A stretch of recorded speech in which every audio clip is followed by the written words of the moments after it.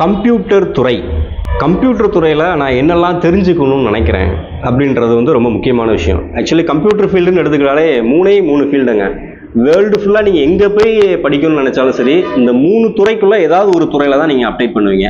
அதில் ஃபஸ்ட்டு இருக்கிறது பார்த்தீங்கன்னா சாஃப்ட்வேர் அப்படின்னு சொல்லுவாங்க. ரெண்டாவது மல்டிமீடியா அப்படின்னு ஒரு துறை இருக்குது. மூணாவது ஹார்ட்வேர் அண்ட் நெட்வொர்க்கிங் அப்படின்னு ஒரு ஃபீல்டு இருக்குது. நான் கம்ப்யூட்டர் படிக்கிறதுக்கு ஒரு பேசிக்ஸ் என்ன சார் தெரிஞ்சுக்கலாம்னா, எல்லாருக்கும் தெரிஞ்சது எம்எஸ் ஆஃபீஸ் அப்படின்றது தான். இந்த எம்எஸ் ஆஃபீஸ்ன்றது ஒரு சாஃப்ட்வேர் பேஸ்டு வர்றது தான். இந்த சாஃப்ட்வேர்னு சொல்லி பார்க்குறப்ப பார்த்தீங்கன்னா கண்டிப்பாக English knowledge with programming knowledge கண்டிப்பாக தேவை.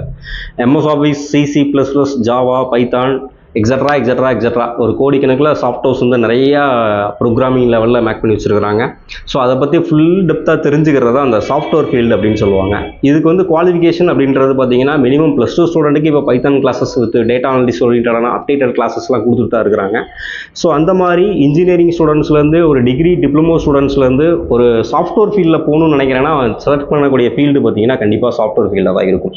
அதே மாதிரி அதுக்கு அடுத்து ஒரு டெக்னிக்கல் ஃபீல்டு அப்படின்னு பார்த்தீங்கன்னா மல்டிமீடியா அப்படின்னு சொல்லுவாங்க. ஒரு டிசைனிங், ஒரு கிரியேட்டிவிட்டியான ஒரு ஃபீல்டு என்னன்னு பார்த்தீங்கன்னா அந்த டிசைனிங் ஃபீல்டு தான். இந்த டிசைனிங் ஃபீல்டில் வந்து நிறைய சம்பாதிக்கிற பீப்புள் நிறைய இருக்கிறாங்க. ஸோ அதிகமாக சம்பாதிக்கக்கூடிய ஒரு டெக்னிக்கல் ஃபீல்டுமே இந்த மல்டிமீடியா ஃபீல்டு தான். எக்ஸாம்பிள், ஒரு Photoshop, Illustrator, InDesign, 2D animation, 3D animation, Maya, graphics animation, நிறைய சொல்லிட்டே போகலாம். வீடியோ ஆடியோ எடிட்டிங்லேருந்து அப் டு டேட் நம்ம யூஸ் பண்ணக்கூடிய எல்லா மெட்டீரியலுமே ஒரு டிசைனிங்கில் தான் இருக்கும். அந்த மாதிரி டிசைனிங் ஃபீல்டில் ப்ராப்பராக அப்டேட் பண்ணக்கூடிய சாஃப்ட்வேர்ஸ் நிறையா இருக்குது. அது ரிலேட்டடாகவும் நம்ம நிறையா தெரிஞ்சுக்கலாம். ஸோ மூணாவது பயங்கர பூமிங்கில் இருக்கிற ஒரு டெக்னிக்கல் ஃபீல்டுன்னு பார்த்தீங்கன்னா ஹார்ட்வேர் அண்ட் நெட்வொர்க்கிங் சொல்லுவாங்க. கம்ப்யூட்டர் கோர்ஸ் படிக்கிறதுக்கு ஒரு டோட்டலான பேசிக் என்னன்னு பார்த்தீங்கன்னா இந்த ஹார்ட்வேர் தான். எக்ஸாம்பிள், ஒரு மானிட்டர்னா என்ன, கீபோர்ட்னா என்ன, மவுஸ்னா என்ன, ஒரு லேப்டாப்லாம் என்ன, அது எப்படி ஆப்ரேட் பண்ணணும். நிறைய ஸ்டூடெண்ட்டுக்கு ஆன் பண்ணி ஆஃப் பண்ணவே தெரியாது. பார்த்தா இன்ஜினியரிங் ஸ்டூடெண்ட்டாக இருப்பாங்க கம்ப்யூட்டர்.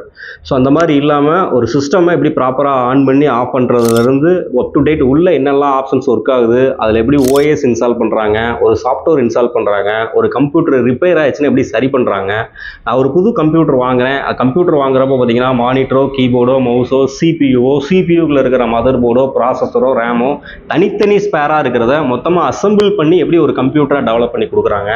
ஒரு லேப்டாப்னு வாங்குறேன்னா லேப்டாப்பை ஓப்பன் பண்ணி அதுக்குள்ளே இருக்கக்கூடிய டூல்ஸ் என்னென்னலாம் இருக்குது, என்ன கான்ஃபிகரேஷனில் இருக்குது, அதில் எப்படி OS இன்ஸ்டால் பண்ணுறது, சாஃப்ட்வேர் இன்ஸ்டால் பண்ணுறது, இது எல்லாமே ஹார்ட்வேர் இன்ஜினியரோட வேலை தான். ஸோ இது ரிலேட்டடான படிப்பும் நிறைய இருக்குது. ஸோ இந்த மாதிரி கம்ப்யூட்டர் ஃபீல்டில் 3 விதமான ஃபீல்டு இருக்குது. இந்த ஃபீல்டில் எந்த ஃபீல்டுலாம் நம்ம அப்டேட் பண்ணலாம். ஸோ அதுக்கு வந்து மெயினாக என்ன தேவை அப்படின்னா உங்களுக்குன்னு தனிப்பட்ட ஒரு ஸ்கில் மட்டும்தான் வேணும். ஸோ அந்த ஸ்கில் என்னெல்லாம் இருக்குன்றத இன்னும் இம்ப்ரூவாக சொல்கிறதுக்காக அடுத்த